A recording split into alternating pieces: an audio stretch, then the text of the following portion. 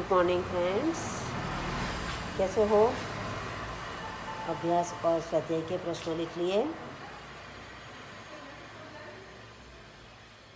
कोई बात नहीं, जिनके बाकी है वह लिखकर फिर ये भाषा सज्जता यानी कि व्याकरण विभाग का प्रश्न लिखेंगे। बराबर? तो आज भाषा सज्जता में हमें अव्यय के बारे में लिखना है। अव्यय क्या है? बराबर? तो लेसन पढ़ते समय मैं आपको बताती हूँ कि अव्यय क्या है। पुस्तक साथ में हो तो उसमें ध्यान रखिए। हम इससे पहले अव्यय के बारे में समझ चुके हैं। अब इनके भेद के बारे में समझेंगे। इनके भी भेद हैं अव्यय। तो कौन से भेद हैं देखते हैं। तो निम्नलिखित वाक्य पढ़िए। भावेश कम बोलता है। यहाँ जो आपको कहे तो आप क्या कहोगे? विशेषण है ना? तो भावेश बोलता तो है पर कैसा? कम। साहिल झटपट तैयार हो गया। झटपट तैयार तो हो गया पर कैसे? झटपट। सानिया प्रतिदिन कार्यालय जाती है। कार्यालय तो जाती है पर कैसे? प्रतिदिन, हर रोज। वंदना भीतर बैठी थी। बैठी तो है पर कहाँ? भीतर। भीतर बैठी है। अब क्या है देखो। निर्देशित वाक्यों में रेखांकित शब्द अपने साथ आए क्रियापदों। क्रियापद यानी जो क्रिया सूचित करते हैं वह क्रियापद। पदों की विशेषता प्रकट कर रहे हैं। बोलता तो है पर कैसा? कम।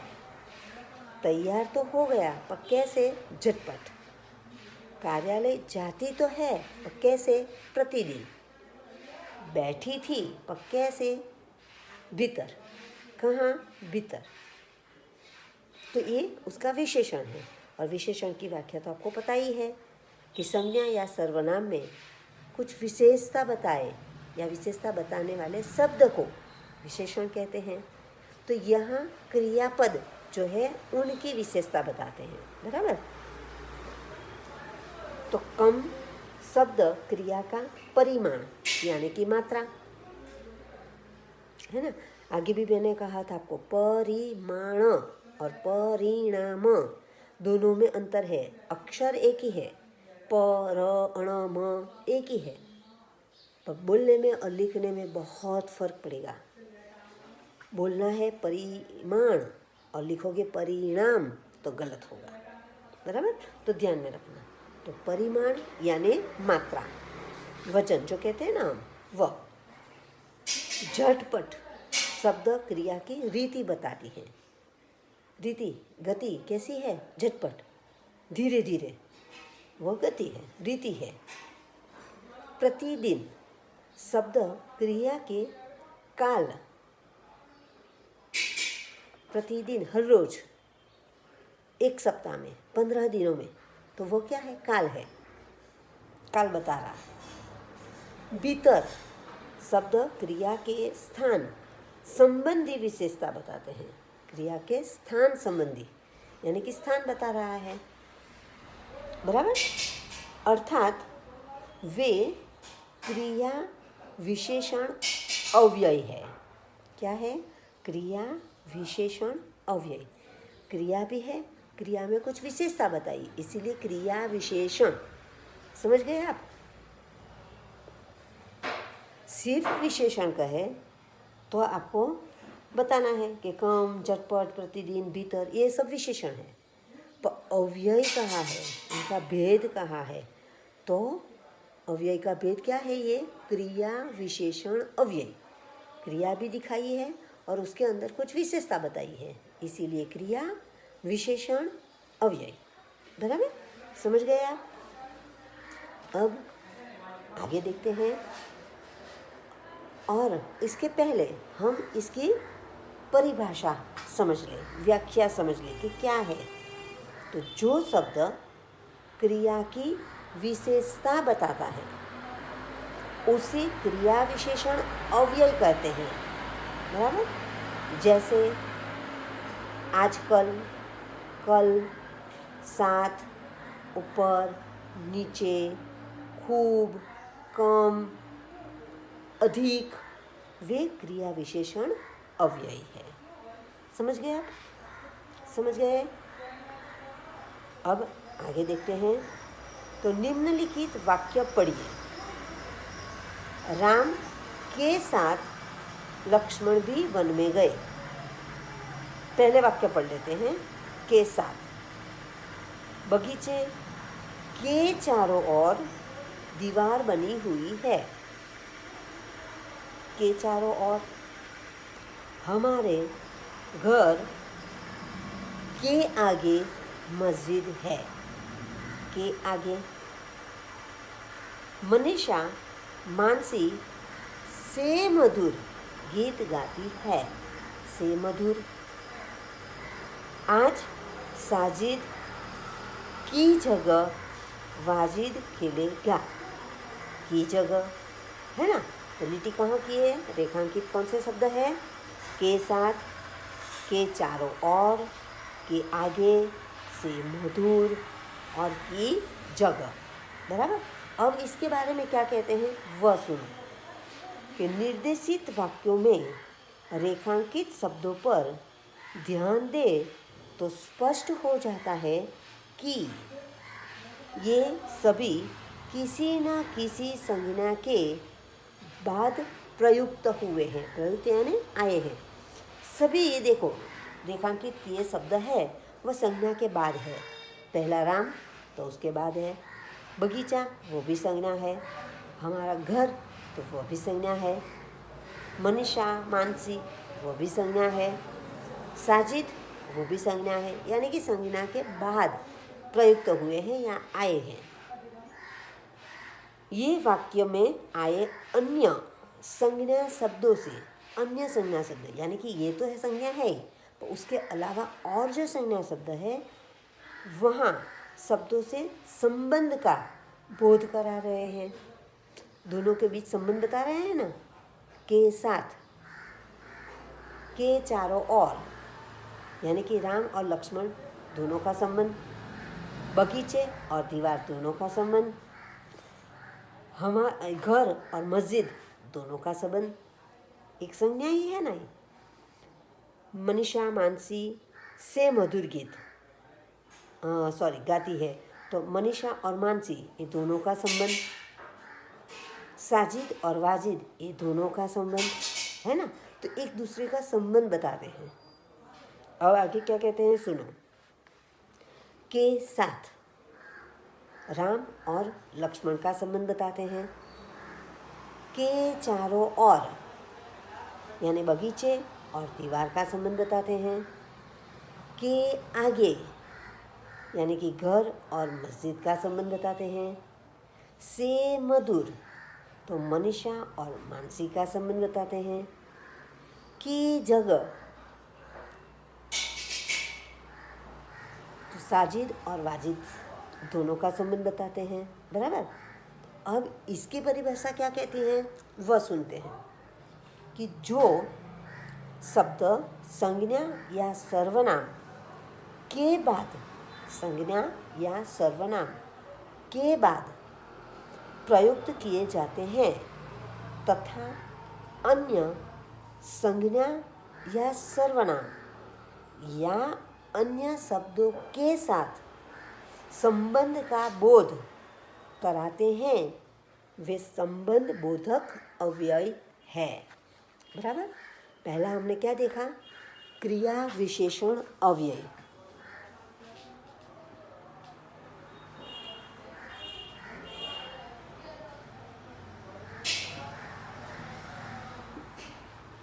क्रिया विशेषण अव्यय। और दूसरा क्या है?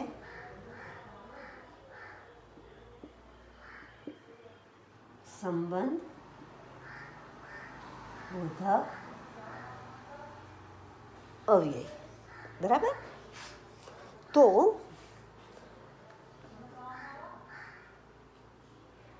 ये हमारे दो प्रकार अव्यय के हुए। भेद प्रकार से याद मत रखना, भेद भी कहा जाता है, भेद शब्द भी याद रखना। भेद यानी प्रकार, प्रकार यानी भेद। बराबर। कोई भी पूछा जाए कि प्रकार लिखो तो भी ये, भेद लिखो तो भी ये। अब आगे क्या कहते हैं, निम्नलिखित वाक्य पढ़िए। नूरुद्दीन, संजय और नीलेश गांधीनगर गए। रमेश ने परिश्रम किया इसलिए प्रथम आया। यद्यपि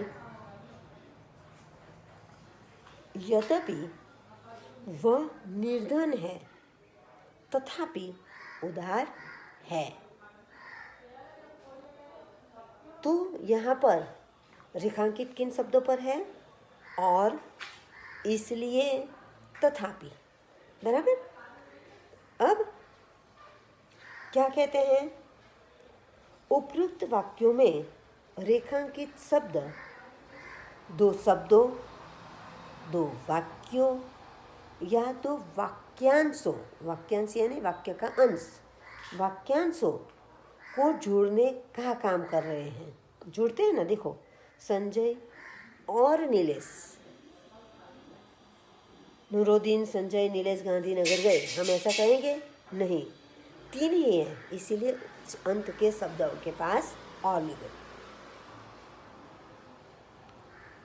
इसलिए परिश्रम किया इसलिए प्रथम आया। पैसे दिया इसलिए मुझे खाना मिला, इनाम मिला। बराबर। तो इसलिए, तथापि,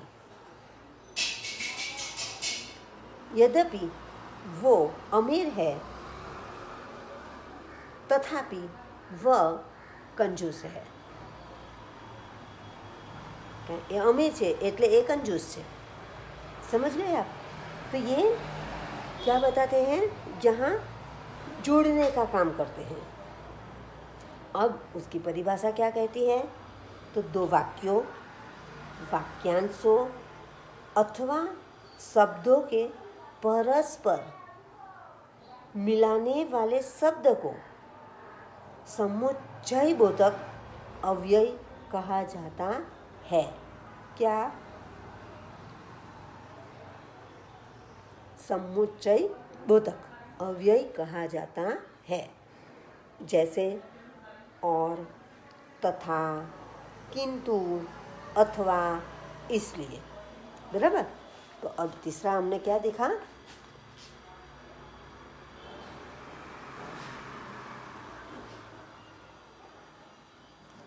समुच्चय बोधक अव्यय। बराबर। तो ये तीन भेद हमने देखे। अब आगे क्या कहते हैं, तो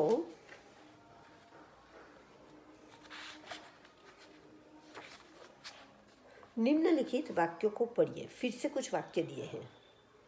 अरे क्या बात करते हो, अरे के नीचे लिटी है, हाय ये क्या हो गया, हाय, वाह कितना सुंदर बालक, ठहर आगे मत बढ़,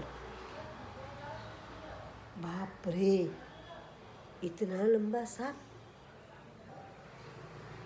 हमने ये पढ़े हुए शब्द है, क्या है देखो, उसके बाद क्या है, आश्चर्य चिन्ह। इसीलिए ये वाक्य कौन से कहलाएंगे, विस्मयादि बोधक शब्द। बराबर। विस्मयादि बोधक शब्द। अब इसके बारे में क्या कहते हैं, तो उपयुक्त वाक्यों में रेखांकित शब्द शौक, विस्मय, हर्ष, क्रोध, भय आदि मन के भावों को प्रकट करते हैं। मन का भाव है ना, तो मन के भावों को प्रकट करता है। अब उसकी परिभाषा क्या है, जो शब्द विस्मय यानी कि आश्चर्य, हर्ष, प्रशंसा, घृणा, शौक, भय आदि भावों को प्रकट करने के लिए हमारे मुख से स्वतः यानी अपने आप निकल पड़ते हैं, अपने आप निकल पड़ते हैं, वे विस्मयादि बोधक अव्यय कहलाते हैं। क्या? विस्मयादि बोधक।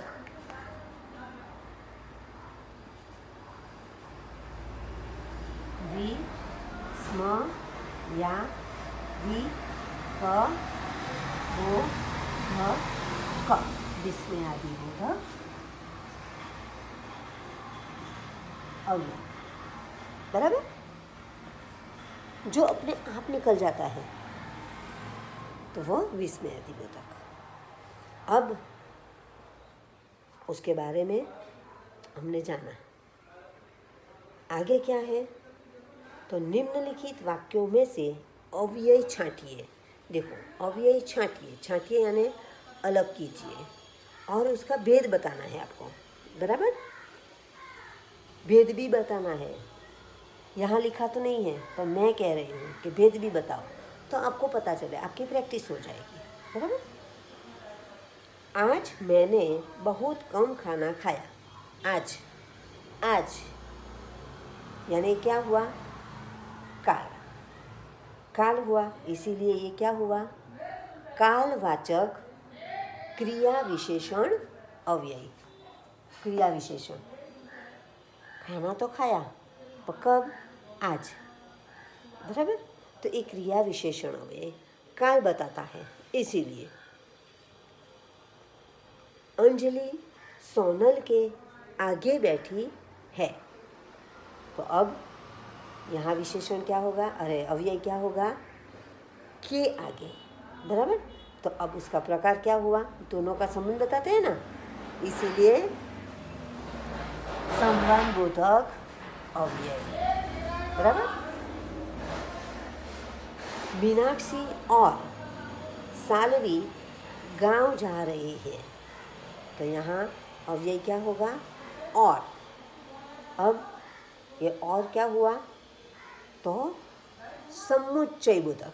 क्या हुआ, समुच्चय बोधक, जोड़ने का काम करते हैं ना, और से जोड़ दिया दोनों को, तो समुच्चय बोधक अव्यय। अब अरे ये क्या कर रहे हो, अरे स्वयं निकला ना, इसीलिए क्या होगा, विस्मयादि बोधक अव्यय, बराबर। तो यहाँ अव्यय किसे बताओगे, अरे को। तो अब यहाँ क्या कहते हैं, आगे देखो, आपने जो अव्यय छांटे हैं उनका प्रयोग करके अन्य वाक्य बनाइए, बराबर। तो आपको ये चारों अव्यय के प्रकार है, भेद है, उसके दो दो और वाक्य लिखने हैं, समझ गए आप। तो पहला वाक्य था, दूसरा है, तीसरा है, चौथा है, चारों चार वाक्य यहाँ पर हमें स्वाध्याय में दिए हैं, और दो वाक्य आपको ऐसे बना के लिखने हैं, समझ गए आप, बराबर। तो आपको यहाँ समझ आ गई होगी। अब योग्यता विस्तार में क्या कहते हैं, तो मेरा प्रिय नेता विषय पर निबंध लिखिए।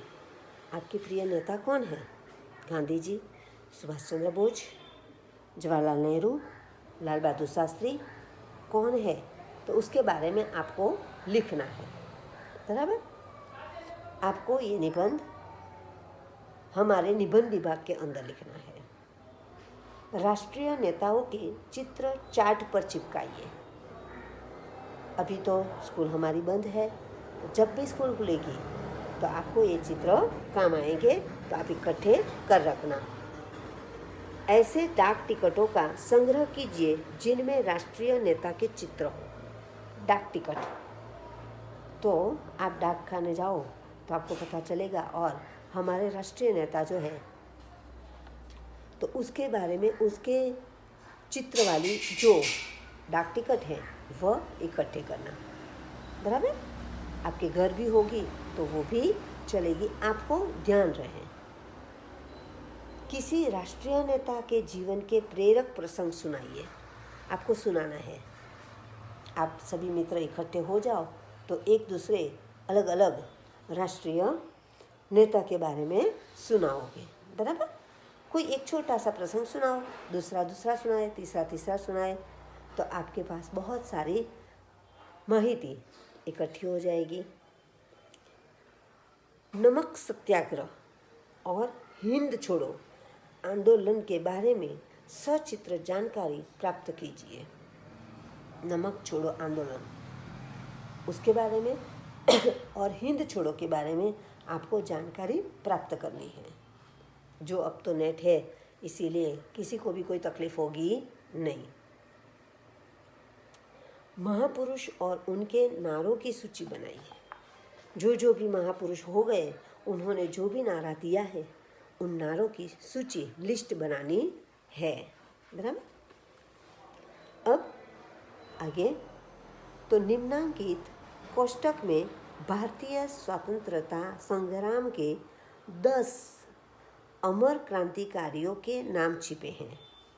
यदि आप अपनी बुद्धि से रिक्त स्थानों में सही अक्षर भर सके तो वे नाम स्पष्ट हो जाएंगे। जरा उठिए, अपनी कलम और इस्तेमाल कीजिए अपनी बुद्धि का। यहाँ पर आपको 10 क्रांतिकारी वीरों के नाम लिखे हैं जो आपको ढूंढने हैं। उनमें से एक मैं आपको सिर्फ बताऊं तो यहाँ मंगल पांडे। बराबर? यहाँ मंगल है तो उसकी जगह पर यहाँ भगत सिंह है, यानी कि दोनों में ग आता है। वैसे ही यहाँ पर तो आप ये बाकी के शब्द आपके जानकारी के ही हैं, तो आप वो पेंसिल से लिख लोगे। जिन्हें नहीं पता चले वह आप मोबाइल का उपयोग करते हो, इंटरनेट में से क्रांतिकारों के नाम लिख लो, आपको मिल जाएगा। बराबर? तो उस हिसाब से आप यहाँ लिखोगे। जब हम स्कूल में साथ मिलेंगे तो मैं आपसे पूछूंगी कि आपने यहाँ क्या लिखा है। बराबर? तो अच्छे अक्षर से, सही मात्रा से इस लेसन के सवाल जवाब आप लिख लोगे। अगली वीडियो में हम अगला लेसन देखेंगे। Okay, thank you.